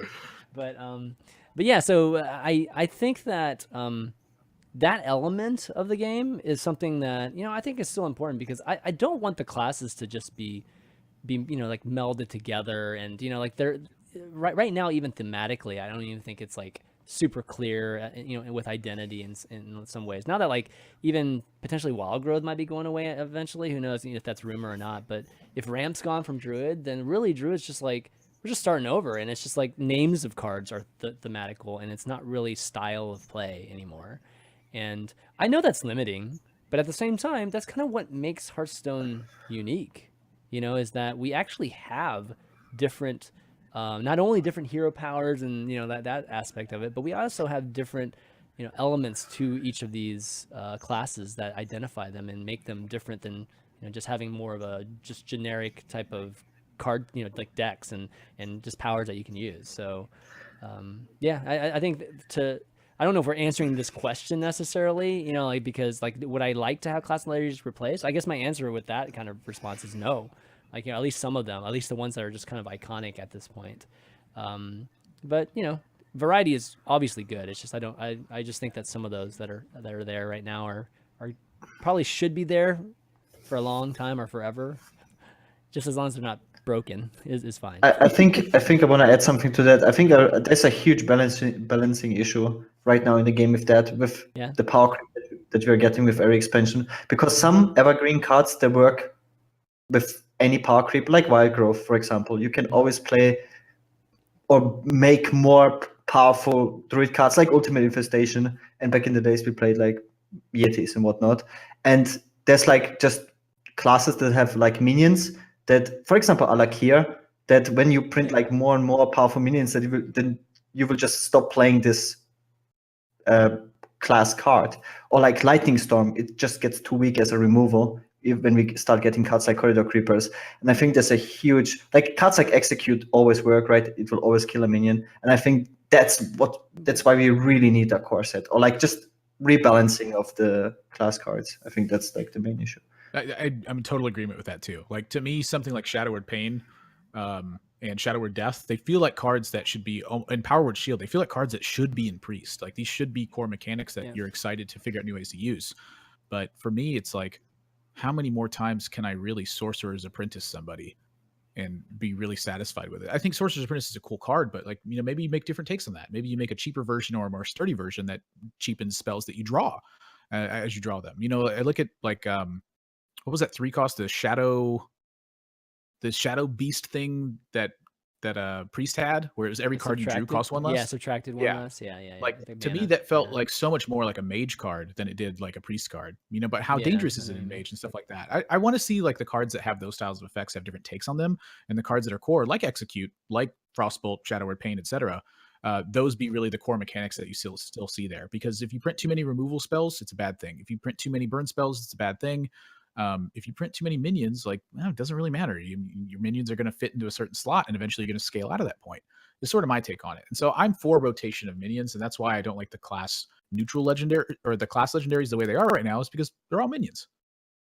Or like Hyman in Hunter. It used to be like the core card in so many Hunter decks. Like, how long will Hyman be like the best 6-drop for Hunter? Until lines go extinct, I guess. Well, I mean, you're talking about Hunter class itself. I mean, there's not very many. I mean, there's just not a powerful card, like a more powerful card than Hyman, which is kind of crazy. Like, can we say that there's never been a more powerful card than Hunter? I mean, in Hunter than Sylvana than Sylvana Hyman? Has there been a more? That's not. That's not. They're all pre-nerf though. I mean, Hunter's been like the most nerfed class in the game because it was so strong. Like, Starving Buster used to be 2 mana. It used to be a 2/2. It was a 2 mana. It used to be a 3/2. Unleash the Hounds was 2 mana. It was 2 at one point. It used to give all your beasts +1 attack and charge. Like, the cards were just nuts. And like, Hunter took this big hit where it ended up in a situation where Savannah Hyman slowly just kind of became its most powerful card. And what we saw is, in order to compete with that, a little bit of power creep. It was early game power creep and some more sticky minions. And then as that happened, that card started to really take a back seat and not shine as much. And to me, like, one of the reasons that Hunter is as weak as it is right now is because its core mechanics are quite weak, I think, in comparison to what we're seeing in the metagame, where it's lots of waves of minions that are quite resilient to the tools they have, and then also just stuff that stacks up so big that by the time you land a high main, you can easily get pressured out of the game. Well, they don't have mana cheat, so that's the thing about Hunter. Historically, they've always had the most powerful, or at least the first half. Let's just say the first half in the history of like Hearthstone. They're 3 drops, they're 2 drops, maybe not 1 drop, but 2 and 3. It was always the most powerful turns, and then you would go into a Houndmaster, which would basically just snowball on top of that. And so, like, tempo-wise, they always had the advantage. Animal Companion was like one of the most powerful 3 drops for a long time, even with the RNG involved in it.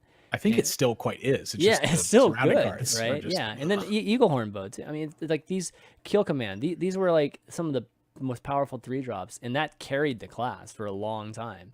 Now, like, you literally haven't seen any upgrades to that.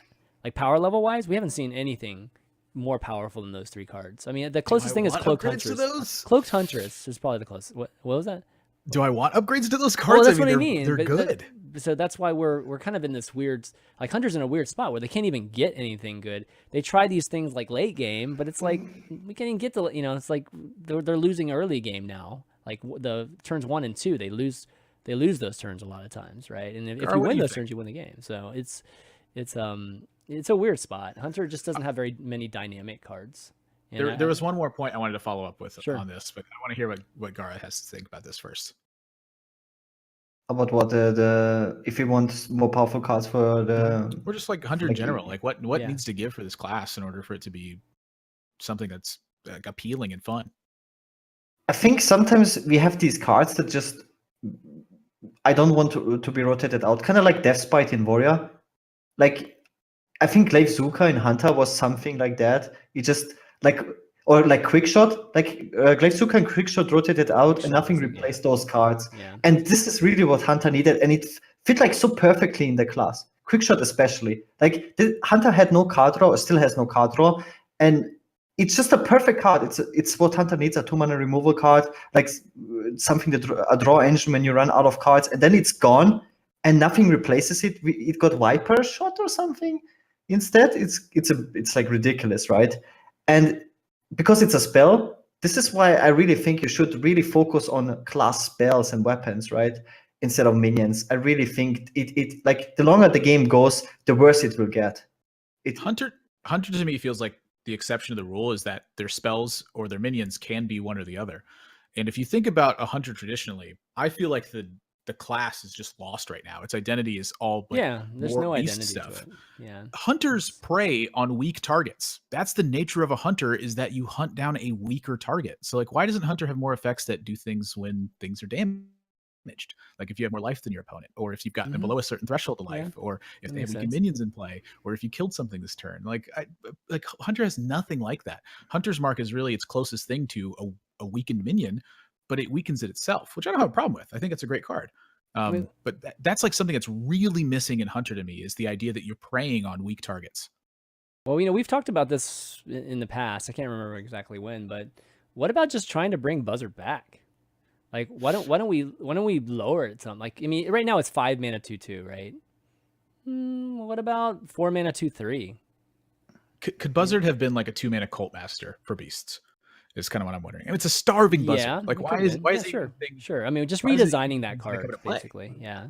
Like for me, it's like if you recruit more beasts, like they're starving even more. Why does it get stuff? Like it should get stuff when things are dead, because then it vultures on these dead things, right? I don't know. It's a little, like I said, flavor is You're something. making too much sense, Admirable. I mean, that's the biggest thing. Okay, well, we got another question here. Jason R. I'm sure you talked about this at some point, but have you ever noticed that when you drop from rank X to rank X -1, you lose an extra star?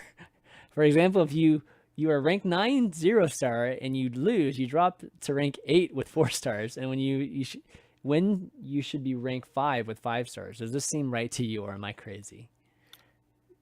Yeah, it's a 50. It's yes and no. Yeah.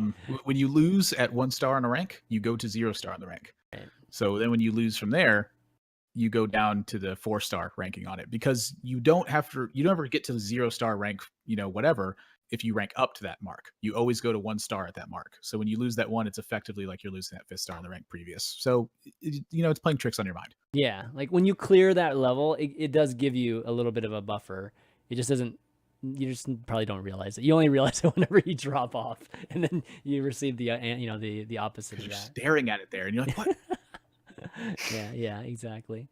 Actually, we had one more question from Ahmed. Let me see where it is. I gotta go find it. Talk about something else while I'm finding it. I can see Gaara's face thinking around right now. He's like, wait a minute, do I lose an extra star? Is that why the climb on some of these servers has been harder? Yeah, exactly, right. Okay. I remember. I don't know what he's talking about, because I only ever see you can't lose stars at this rank. That's the only one I ever see. That's what happens now at those basement levels or whatever. I remember the Reddit post where you could get to legend with under 50% win rate, but you had to play like 500,000 plus games, and I always tried to figure out. I mean, it's physically not possible, but I figured out how. Like, how can you do that? Like, You how can lose 750 games at rank 5, and then you win 30 straight. Yeah, it's easy. Yeah, exactly, right. All right, we got a question here from Ahmed. So would you still play Raza Priest as a 5-mana 1/1 with old effect? And yes, as a 1/1. What was an appropriate mana cost for this effect? And if yes, as a 1/1, yeah. So would you play it at 1/1 at 5 mana? And if you wouldn't, then what would be an actual correct type of stat line and cost for that kind of effect? Wow, that's a tough question for me, because again, Flavor Me says that card's a 5/5. Like, I look at him and he's just a big badass with ethereal chains wrapped around him. Like, how could he not be a 5/5? Maybe 6 mana, maybe 7 mana. I'm not really sure. At 7 mana 5/5 doesn't feel right. It just feels kind of weird. But 6 mana 5/5, it feels like an Emperor's Thaurissan style of effect. How much does it change how powerful it is, though? Like, how powerful the deck is? That's a good question. I mean, at 5 mana 1/1, that card is way weak because you never get any tempo out of it. Like, it does nothing. Your opponent just ignores it and hits you in the face. But at 5/5, like, you'd have to slow it down still. So I'm not actually sure. At 4/4, it just feels like a weird card to me. Like, I don't really see him. Like, maybe if you shrunk the art a little bit, zoomed out on the art into about, the art is affecting the way it should be. Oh my god. Yes, okay. man. Like imagine if King Crush was like a 4-mana 4/4. You'd be like, what? He'd be better. He'd be better. Be way better than he it would feel right now. It's a Tyrannosaurus Rex. Like, how can it be a 4/4? That doesn't even make sense. All right, Gaara, what do you think, man? Like, what do you think? 5 mana 1/1. I don't think it would change the deck that much. Like, you also played like Navi's Engineers and stuff. Like, you played like terrible cards. I think you would still play it. I think it would still probably be tier 1. It would be much weaker. Yeah, it's so hard to get it out. Think about it. Like, getting a 5 mana 1/1 Raza out, it must be ridiculously hard, especially against aggro. Like, well, aggro would kick your ass. Yeah, I mean, it would be winning a lot. It doesn't die to your hand doing it anymore. That's true. That's true. Or a Dragonfire if you run Dragonfire. So you can. In the mirror, you can't Shadow Death it anymore. Yes. Yeah. That card you'd have to play it after Dragonfire now. Yeah. 1/1 sounds like a buff to me. I'll take it. I'll take it. It sounds like a buff to you. Oh my god. Yeah. Yeah. So anyways, I wonder how much it would have actually changed if Raza would be a 1/1. Like, that would just be a weaker deck. It would just be a weaker deck. I think if it'd still be played, it just would be a much weaker card in the grand scheme of things. It's probably still at the what I would consider unhealthy level, because it still enables stuff down the road. Against control, it wouldn't change so much. That's why. Like, if you face against a demon lock or so. Yeah, against control, it wouldn't change much, but I think it would have a significant change against aggro. Like, you'd lose a lot more against aggro. That 5/5 body is either heals you 5, or or starts hitting them for 5. Yeah, or starts. I don't know about hitting for 5, but yeah, maybe that 5 damage, that chip damage is important later. But I take it back. With all the aggro nerf, with patches being gone, Raza would be tier 1 easy, even with a Raza 1/1. Okay. How do you kill a priest? How do you kill it? Yeah, exactly. How do you kill a priest? Impossible. There's no patches anymore. It doesn't make any sense. It's impossible. No corridor creeper. No we don't know because it's never been done.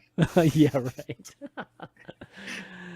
All right. 10 mana 1/1. 10 mana 1/1. Oh my god, that's a huge nerf to Spiteful Summoner, by the way. 10 mana 1/1. Well, some people wouldn't play a 10 mana 30/30 like ever. So 10 mana 1/1 would never be. I don't know. What would the effect have to be for you to play a 10 mana 1/1? Auto in the game. Raza. Like Raza. Like Raza, no. What? Make your hero focus your mana. Anduin goes. Yeah. Okay, Gul'dan. Yeah, it's pretty much what it is. Yeah. You would just get a free. I actually would muck up your board sometimes, because you would have the 1 less slot for demons. The penalty for playing it. When you get the 0 Void Lords, imagine like an Zoth effect plus healing, something like that. I think the Zoth could. I mean, do we ever think about the 5/7? Let's be honest. Do you actually think about the 5/7 when you play N'Zoth? This is going to be my final thing that I talk about, I think. 5/7 N'Zoth. I was playing with Chakki, and he was playing the Dead Man's N'Zoth Warrior, and we were trying to learn the matchup for a tournament he had coming up.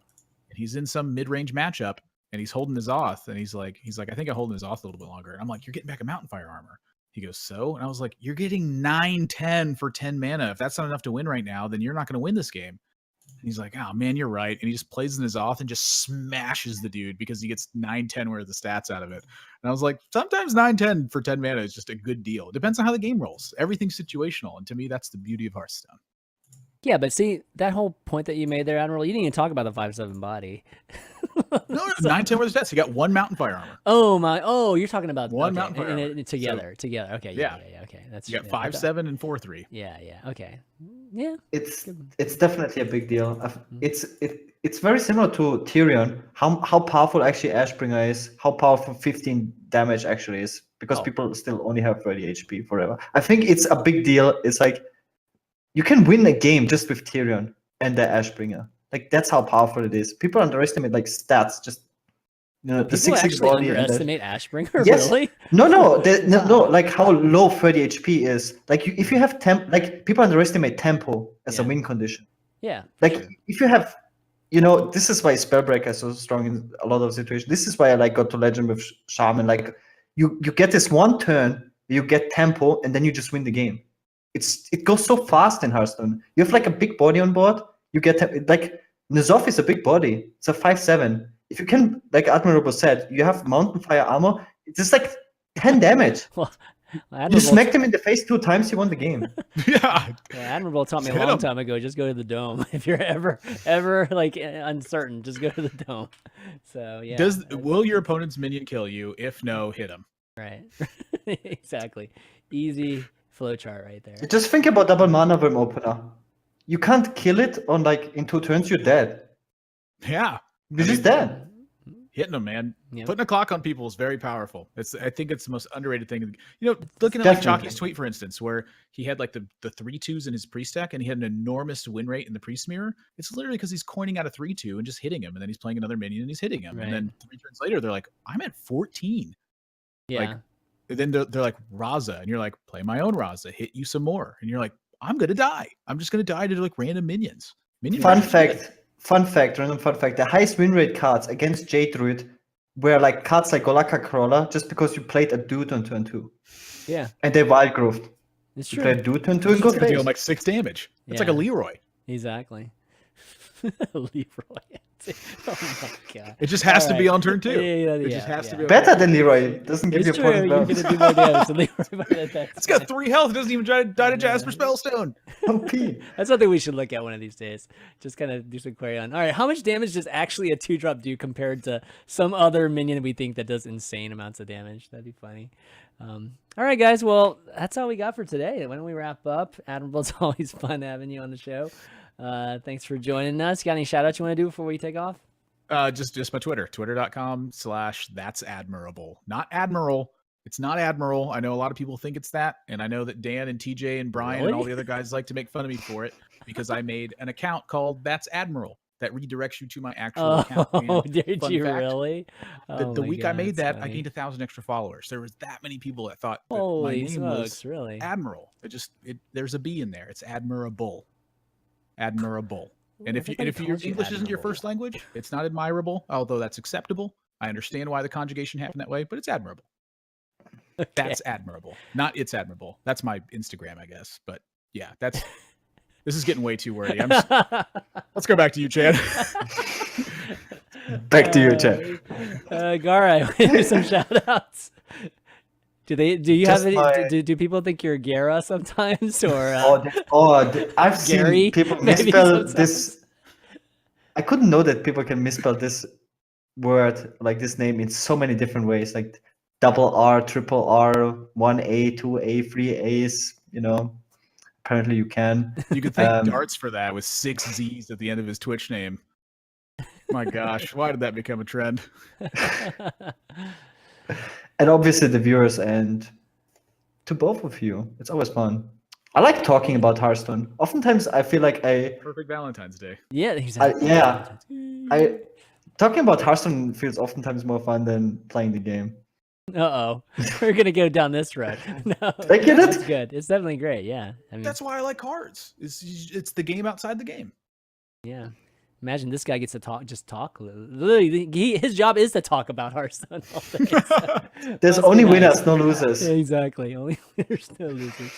I'll round things out. Thanking, obviously, you guys too for doing the show. All the viewers for watching. Want to thank our sponsors again, Sixt, for obviously sponsoring this show, and HS Replay, of course, and all the patrons.